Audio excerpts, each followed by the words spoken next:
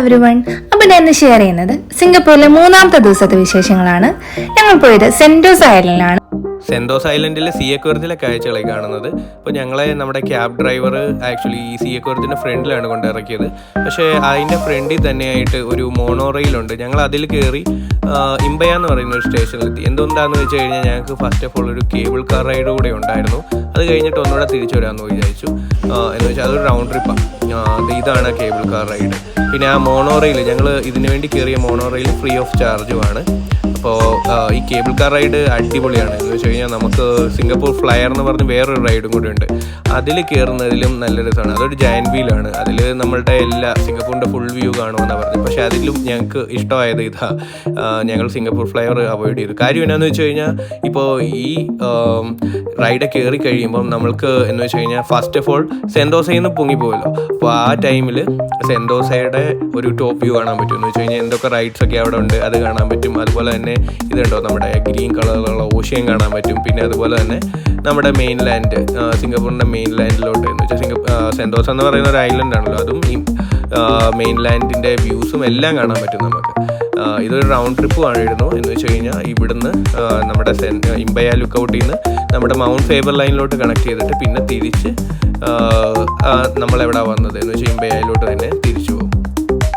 Cable car റൈഡിന് ശേഷം ഞങ്ങൾ കുറച്ചു നേരം സെന്റോസയിലുള്ള സിലോസോ ബീച്ചിൽ ടൈം സ്പെൻഡ് ചെയ്യാൻ തീരുമാനിച്ചു.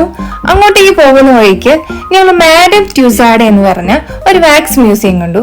അവിടെ ഞങ്ങൾ ടിക്കറ്റ് ഒന്നും എടുത്തിട്ടില്ലായിരുന്നു. അപ്പൊ അതുകൊണ്ട് ഞങ്ങൾ ജസ്റ്റ് പുറമേ നിന്ന് കണ്ടു. അവിടെ ഇങ്ങനെ ഫേമസ് ആയിട്ടുള്ള ആൾക്കാരുടെയും സെലിബ്രിറ്റീസിന്റെയും ഒക്കെ വാക്സ് കൊണ്ടുള്ള പ്രതിമ നമുക്ക് അവിടെ കാണാം. അവിടെ ഫോട്ടോസ് എടുക്കാൻ പറ്റും. അതിനുശേഷം ഞങ്ങൾ സിലോസോ ബീച്ചിലോട്ട് പോയി. ഒരു ബ്യൂട്ടിഫുൾ ആയിട്ടുള്ള ഒരു ചെറിയൊരു ബീച്ചാണ്.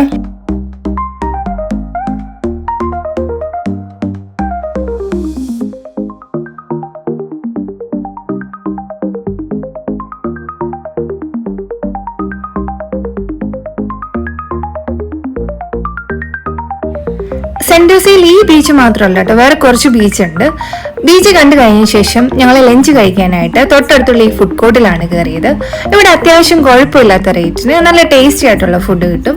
ഞങ്ങൾ ഈ ഫുഡാണ് കഴിച്ചത്. ഫുഡ് കഴിച്ചു കഴിഞ്ഞതിന് ശേഷം ഞങ്ങൾക്ക് സീ അക്വേറിയത്തിൽ പോകേണ്ടതുണ്ടായിരുന്നു.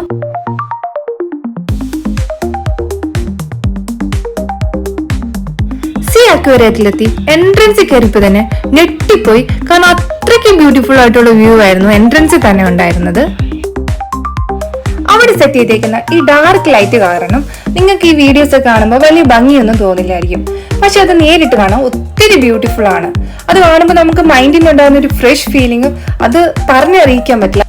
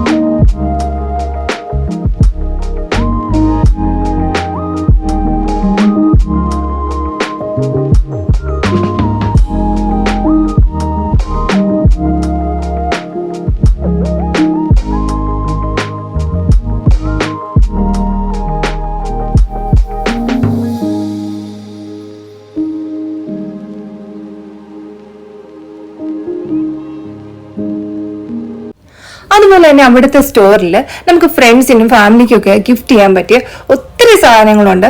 അതിൽ ഭയങ്കര ബ്യൂട്ടിഫുൾ ആണ്. പക്ഷെ ഞാൻ അങ്ങനെ അത് പ്രിഫർ ചെയ്യില്ല. കാരണം അവിടെ ഭയങ്കര കോസ്റ്റ്ലി ആണ് ഇതിനൊക്കെ. അപ്പൊ അതുകൊണ്ട് ഞങ്ങൾ ജസ്റ്റ് കണ്ടിട്ട് പോന്നു.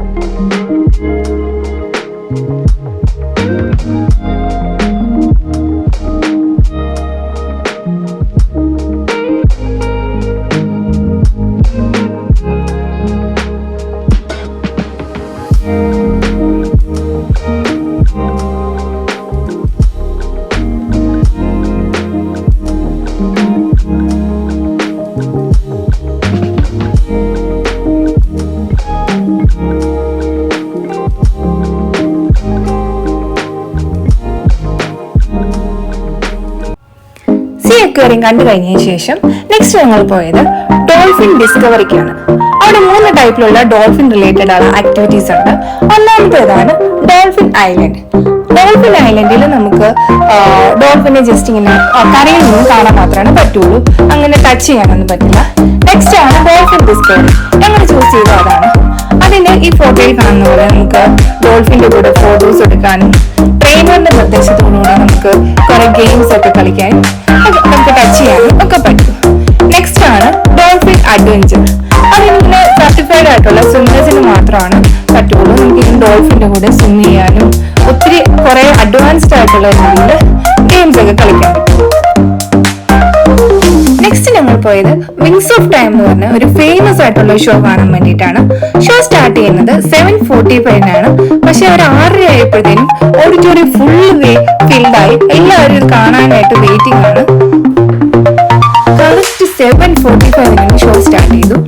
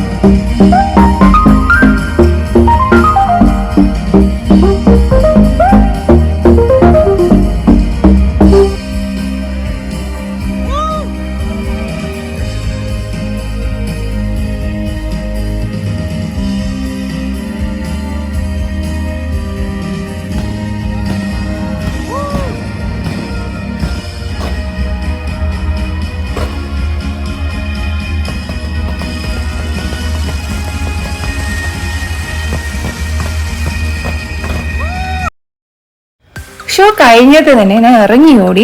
കാരണം എനിക്ക് ഐ ഫ്ലൈ എന്ന് പറഞ്ഞൊരു ആക്ടിവിറ്റി 8:15 ഉണ്ടായിരുന്നു. ലേറ്റ് ആയ $30 എക്സ്ട്രയും കൊടുക്കണം. അതുപോലെ തന്നെ ഇത് ലാസ്റ്റ് സ്ലോട്ട് ആയിരുന്നു. അതുകൊണ്ട് ഞാൻ വേഗം ഓടി കറക്റ്റ് ടൈമിലെത്തി.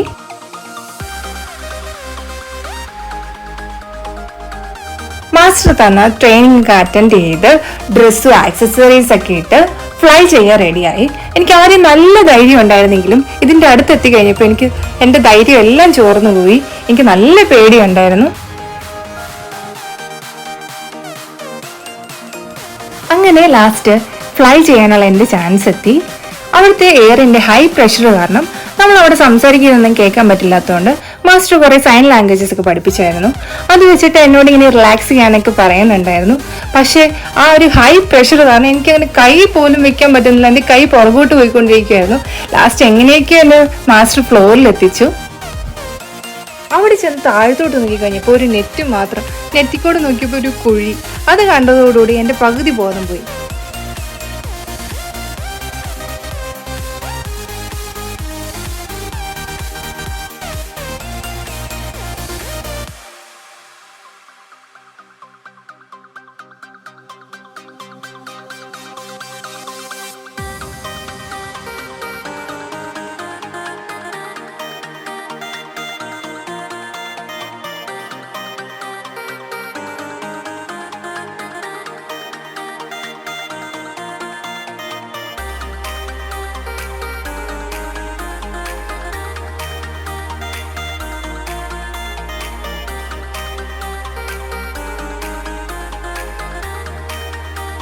പക്ഷെ എനിക്ക് കഴിയാറായപ്പോഴത്തേക്കും നല്ല ധൈര്യം വന്നായിരുന്നു.